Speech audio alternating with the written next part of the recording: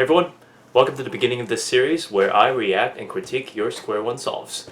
And I'm sorry for this delay with the first episode of the series. I was basically trying to get my new computer up and running. So now that that's all done, I can finally start making these reaction videos. I've been thinking about this, and I think the best format for this is doing one video per submission that you guys sent in, since I think that's the best way for me to give the most advice and critiques for everyone's videos. So I think that's just much more beneficial for you guys. So yeah, without further ado, I'm gonna move on to the first one. So this first one is one by JCCubes. JCCubes averages I think around a. I'm not sure what the first time is in the video, but the first one that I do see in the thumbnail is 19 seconds, so I'm expecting to see around that. And yeah, this is like a pretty good angle, so we'll be able to see a lot of the solve as it progresses. Alright, so we're going to take a look at this first solve and see how it is. And I'm currently looking at the scramble. It's this cube shape. Should be too bad.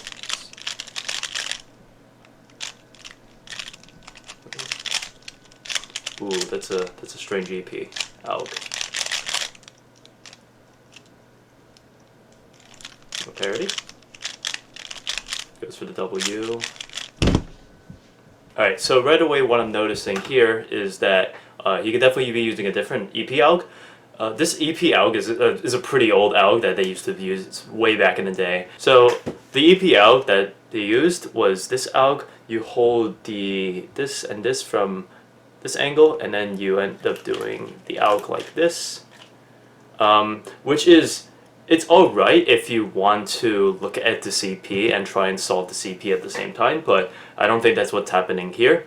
And so I feel like because on the bottom layer you're doing these ones all over and over again, it's more prone to error, and you might as well be better off doing an alg like this instead, which is going to hopefully save you some more errors.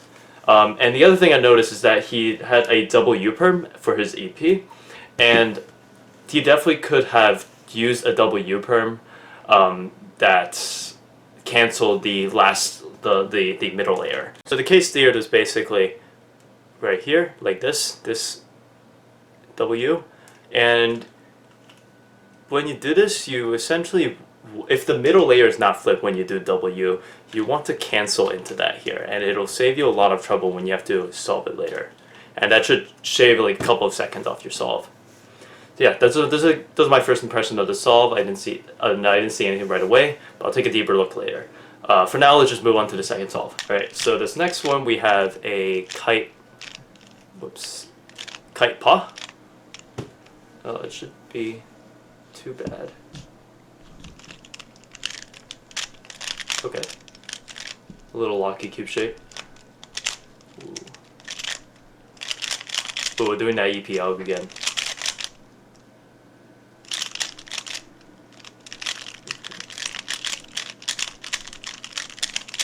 Oh, and then we have opposite parity. Yeah, so here, again, the same thing with the EP alg.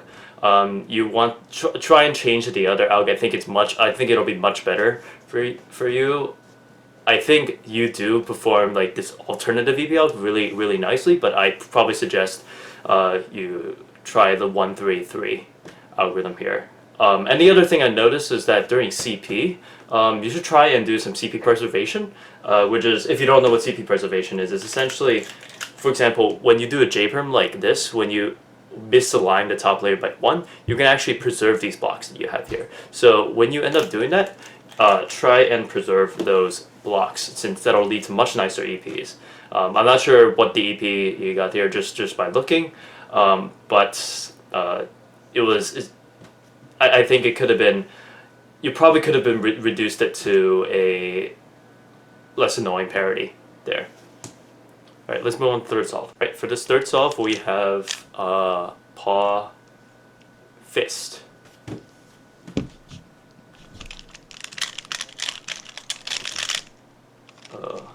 7 slices, couldn't change that.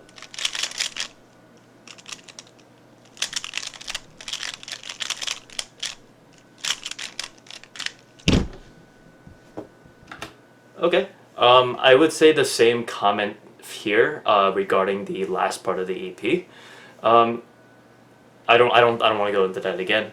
But regarding the cube shape, Paw's fist is a, at least this one is a, let me see. This one's a 5 mover cube shape, and I think you did 7 inside this cube shape. And so you definitely want to see for a bunch of cube shapes what is the optimal slice count for those, and then try and figure out what the intuitive way of doing it is, because that'll help you remember the cube shapes a lot easier. So just take a look at like a cube shape list or something, and then look at each individual one, and then see how you can improve on each of them.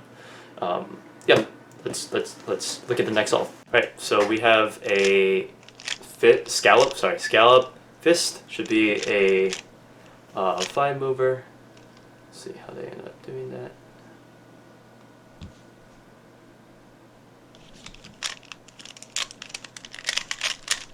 Okay. Ooh, again with the EV AUG.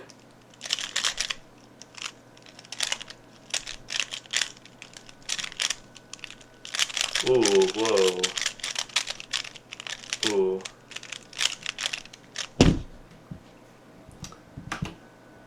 I would suggest in that case, if you have to flip over the cube, I think it's more optimal, if you don't want to learn a AUG for the bottom, I think it's more optimal in that case to do an adjacent swap and then do the adjacent AUG from the top, because I think you'll be much faster at doing that adjacent AUG when you do it on the top layer instead of flipping it over, and especially when the middle layer is not like convenient for that. It just might not work in all situations. So I definitely suggest, or just learn the bottom algorithm. But I think doing adjacent to the adjacent parity is a pretty good alternative to like flipping over the cube like that. All right, and on to the last solve. All right, and this last one is Paw Fist. This is the good kind. So this is a 4 slicer. And this is a 2-gen one. Oh yeah. Probably learned the 2-gen algorithm here.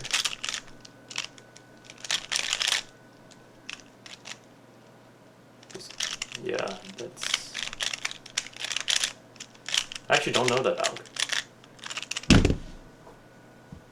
Alright, so yeah, so my first comment here is definitely learn this cube shape, which is, if we can get this right, Paw Fist, the good kind, because this AUG at least can be done 2-gen. If I guess I'll show later in the critique, but you can do this easily in 4 moves, and you don't even have to move like this part of the cube. So this is like I guess one of the cube shapes that's like really important to know. Otherwise, it's just like really annoying to do.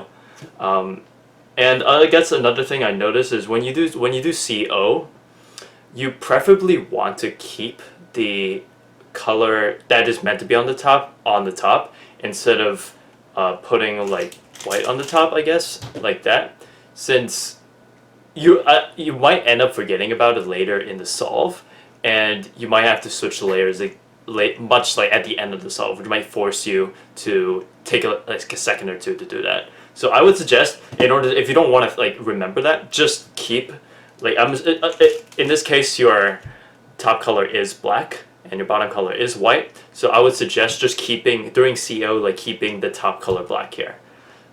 Yeah. So those are my first impressions of this solve video. I'm gonna take a deeper look at these scrambles and these solves and give more detailed analysis later. Alright, so I did some analysis of the solves, and I'm just going to talk about them here.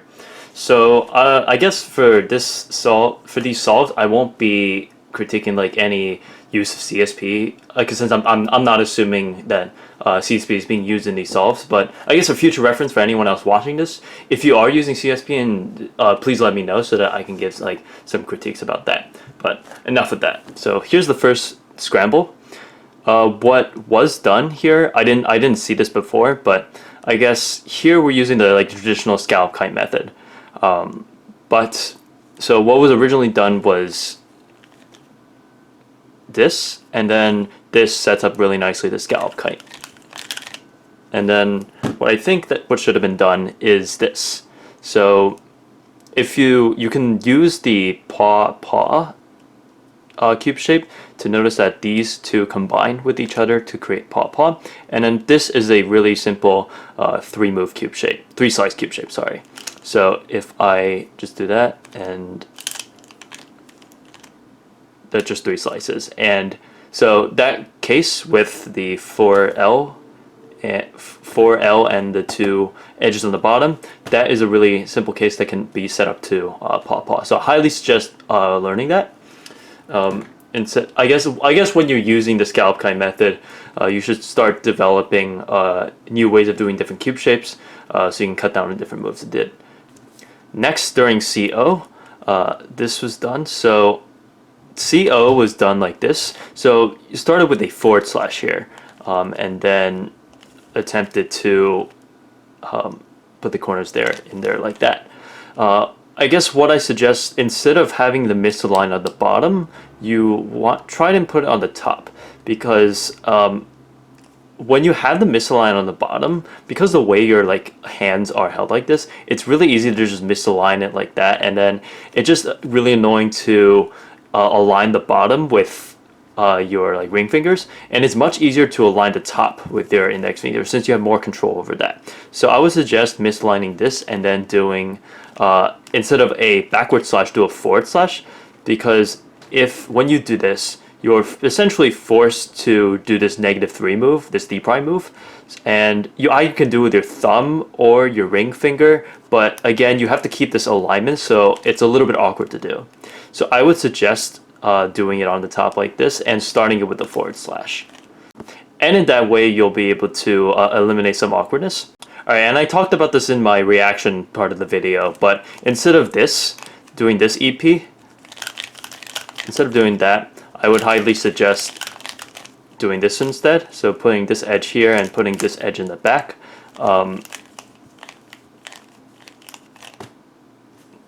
This alg.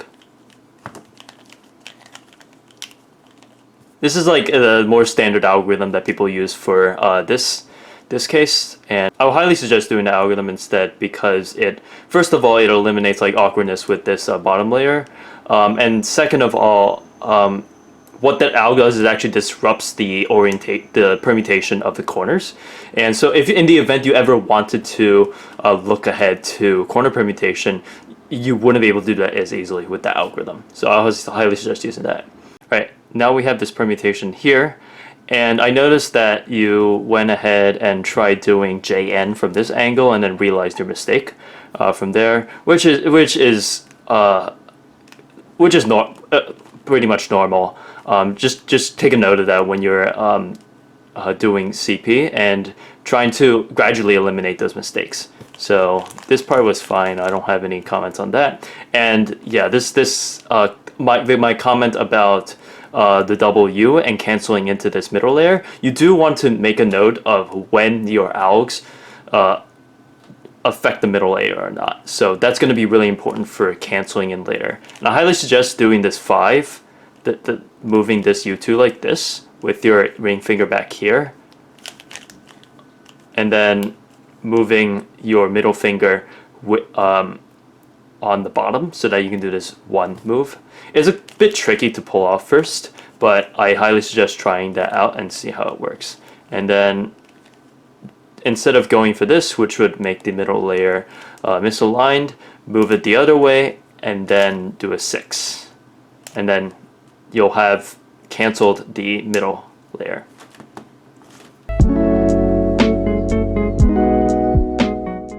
Alright, and so here's the second solve. Once again, our cube shape here is kite paw. So what was done in the video was essentially something like this. I think like this, doing scallop, and then yeah, something like that. And I think the solution itself is okay. I encourage you to try out instead these other ways of doing kite paw. So one way you could do this is like that, turning it into scallop with 2 slices. Another way you can do it is splitting the kite into these 2 L shapes and then combining this L with that, and then you can see this sets up really nicely the scallop kite. So I can do that and get scallop kite. The other way I can do this is instead of doing instead of doing a U prime, I could do a U like this, and then instead of that, I can just slice twice and get a square shield, which is, as you know, 3 slices. So I encourage you to just know those 3 ways of doing kite paw, and you just have to kind of experiment to see which one works best in every possible angle of these being twisted. It's just really handy to have these in your head at all times, and it'll help you do cube shapes like this much faster, and it'll prevent lockups and things like that. But for now, let's just proceed with that. And then for CO, I think it was the way CO was done is slightly awkward. This is a weird CO because here what you want to do, instead of solving the black stickers here, you want to try and solve the white, because this is just a two gen algorithm. So here we could just do 2 U primes and it'll just insert like that. And it'll eliminate a lot of awkwardness. I noticed there was a lot of lockups when you had this bottom misaligned, and I guess again that's why I suggest having this top layer aligned. And so instead of doing this, it would be, so this is what was done in the video, and I highly suggest trying out that alternative and solving the white instead of the black when you have that specific case. And then again with this EP, I won't make the same comment here, but just keep in mind that other algorithm. Now here you have a parity case, but I won't get into parity here. But here you could have done a CP block preservation. So here you could misalign this by 1 and do the normal JJ algorithm in order to preserve this. I guess in this case you still get parity, but in the case you didn't get parity, this could have led to a much nicer EP case here. But yeah, you should keep that in mind whenever you do these kind of things. Just make sure to misalign this block. And I guess in this case, because when you had parity, let's just do the normal JJ alg without misalignments. You had a WU, and I'm assuming you didn't know that algorithm. That would have cost you another adjacent to do to bring it to a parity algorithm that you know. So I would highly suggest trying out that CP block preservation and pretty much do it in most cases. So yeah, that's I guess that's it for solve 2. Alright, on to solve 3 here. So in solve 3 we have the bad case of paw fist, and what I mean by bad is that this can't be directly translated into shield square. So I guess the way the cube shape was done here was again doing the scallop kite method with 7 slices, but there is a much better way to do this with 5 slices. So the original way was like this, moving this up, and I guess we had this case with 4 L and 2. So it's pretty much done in the same way as that, which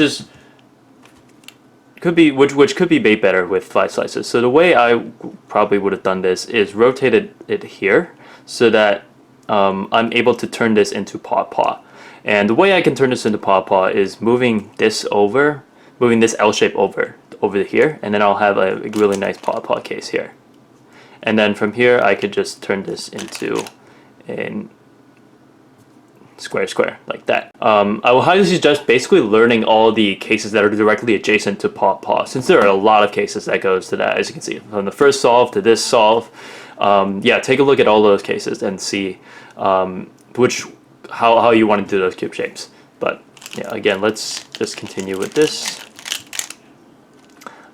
I guess, and then for here, instead of putting white on top, you want to try and put it on the bottom, so you don't have to think about which layer is on the top and which way is the bottom, and then wasting seconds at the end of your solve fixing that later. So if you want, you could have done this. You could have moved this over here, and then move this down, and then you could just do a U2 here and D here.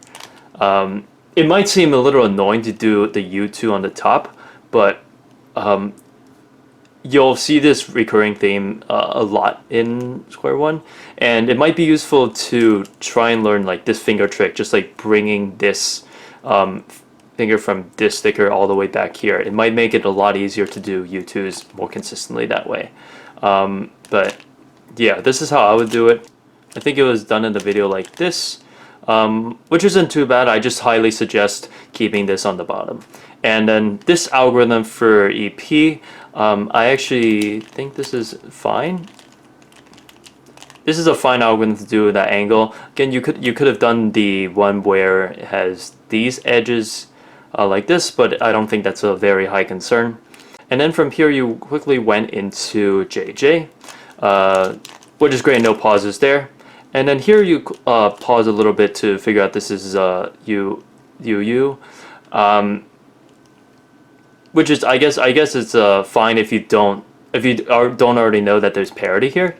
I do think you could speed up on the recognition time a little. Just do a quick scan on the left and the right, and then you should be able to kind of tell what it looks like. And you should be able to have an idea of what the back looks like too. If you do the JJ CP here, you should have an idea what these colors are. But yeah, the only other comment I would have about the EP here is that instead of starting it with this, I would suggest starting it with a downward slash, since it's much easier to transition to the rest of the alg if you do a downward slash. And the same thing happens if you just do adjacent adjacent. I highly suggest doing adjacent adjacent starting with a backward slash instead of a forward slash, because it's much faster to do this than this, since there's some awkwardness going on with the bottom layer. So yeah, it's just a much easier thing to execute there. And yeah, that's all the comments I have for solve 3.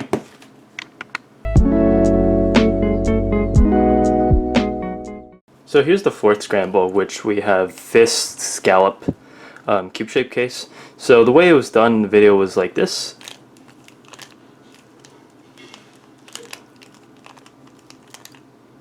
Which is the same number of slices as the optimal solution, but I think we could improve on how how the cube shape was performed.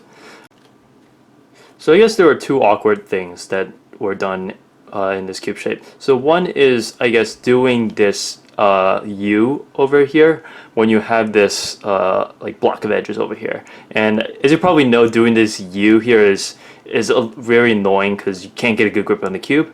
So that's, I guess, is one awkward thing that happened. And then another thing I saw is moving the scallop to the front instead of doing scallop kite from the back, because doing it from the back only involves a small two move like that, versus moving, this is the original position, moving this all the way here, which is more time consuming. So I would suggest doing the scallop cut from the back here. So here's a better way of doing this cube shape in order to eliminate some of the awkward turns. So what I would do probably here, instead of moving the L shape here, I would just move the scallop down like this. And the reason I would do this is because I can just move both the top and bottom like this, and then I'll end up with a scallop on top. And this eliminates like any awkward turns with this block of edges. So one more time, just going over this cube shape, I would move the scallop down, and then turning this into scallop kite, but doing so in a way that is not very awkward to do, like this. But going on with the original solution, let's just jump right into that. Oh, and I noticed when I ended up trying this out is that I literally had a block here, a block here, which is really funny to see. So what do you end up doing here? For CO was fine, and then here is where you do the AP alg. And if these two corners were permuted the other way, this is a case where I would highly suggest doing this algorithm instead, because this would preserve all these corners on the top, and then you would have a CP skip there. But yeah, again, that's something to keep in mind. I'll just do that algorithm, and then here you do NN, and I think the alg that was done is something like this. And I guess when you do that, it brings this top layer onto this bottom layer onto the top. Sorry. And again, to minimize moving around the layers, instead of doing that, I would suggest, instead of going this way, go the other direction instead. And this will also help out with your EP algorithm, because now you have U on top and an opposite on bottom. And so in that case, you can do opposite opposite, and your adjacent parity will be on the top instead of the bottom. So it eliminates this need to go on the bottom like this and do adjacent in that way.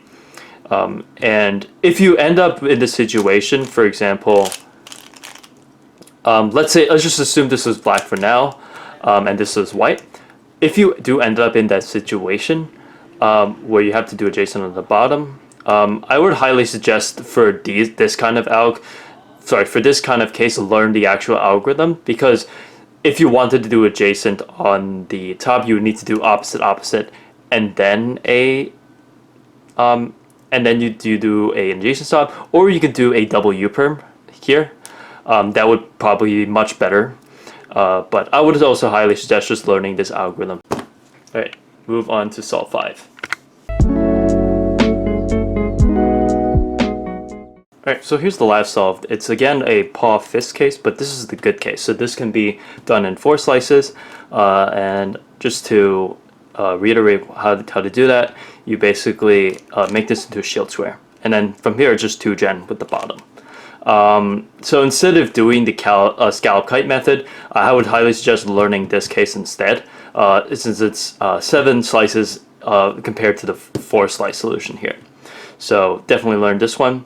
I won't be going to specifically how to do that. I just highly suggest learning that way of doing it instead.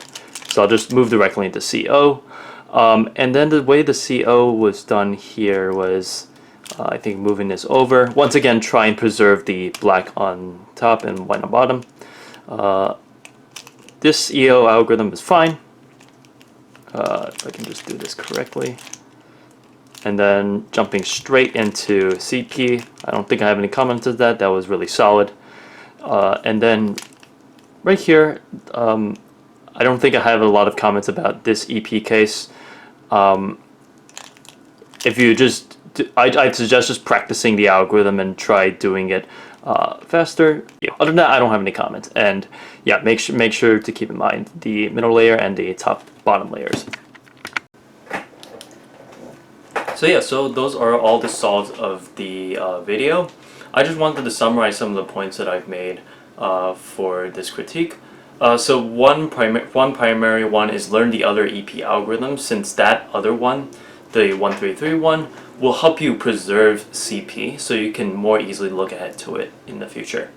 The other one is learn a few of the cube shape cases for 4 slices. Those are much more optimal than if you use the scallop kite method on those cases, which would lead to like 7 or 8 slicers. So I would highly suggest learning like 4 or 5 slicer cube shapes here.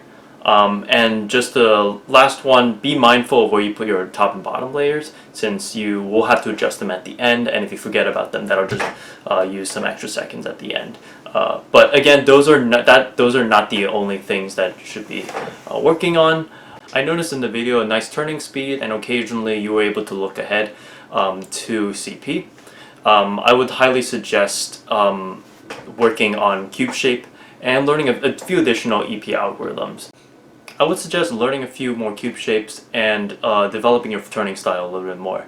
I think a lot of the lockups that occur and some of the awkward turns that you end up doing in your solves could be eliminated by taking a look at your turning style and adapting them for specific like Y turns, for example. For example, if you do like U2 on a top layer, that'll be really useful in developing your turning style. So yeah, those are the main comments I had about this critique. I hope you guys really like this video, and I hope whoever is watching this is able to take something away from this video, and help them improve in solving Square-1. So yeah, be on the lookout for another video like this in the future. But yeah, with that, thanks for watching, guys.